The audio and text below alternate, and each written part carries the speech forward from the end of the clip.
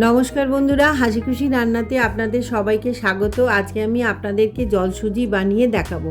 ভিডিওটা প্রথম থেকে শেষ অবধি দেখবেন। ভালো লাগলে অবশ্যই চ্যানেলটিকে সাবস্ক্রাইব করবেন, লাইক করবেন আর শেয়ার করে দেবেন। কড়াটাকে ভালো করে আমি গরম করে নিয়েছি। এবারে এখানে আমি 1 প্যাকেট মতো সুজি দিয়ে দিয়েছি। সুজিটাকে ভালো করে আমি লাল করে ভেজে নেব। তারপর দিয়ে দেবো এর মধ্যে 1 চামচ মতো ঘি দিয়ে আমি সুজিটাকেও ভালো করে ভেজে নেব।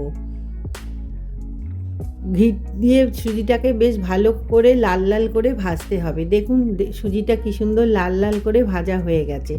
এরপর দিয়ে দেবো স্বাদ মতো চিনি। যে যেরকম চিনি খাবেন সেরকমই চিনি এর মধ্যে দেবেন। দিয়ে ভালো করে নাড়িয়ে নেবেন। জল দেওয়ার আগে চিনিটাকে ভালো করে সুজির সঙ্গে মিশিয়ে নিতে হবে আর ভালো করে নাড়িয়ে চাড়িয়ে ভেজে নিতে হবে। এরপর দিয়ে দেবো আমি পরিমাণ মতো জল। যতটুকু জল দরকার ঠিক ততটুকুই জল আপনারা দেবেন। আর ওপর থেকে দিয়ে দেবো 1 চামচ মতো ঘিটা তো জমে গেছে, ওই জন্য দিতে একটু দেরি হলো।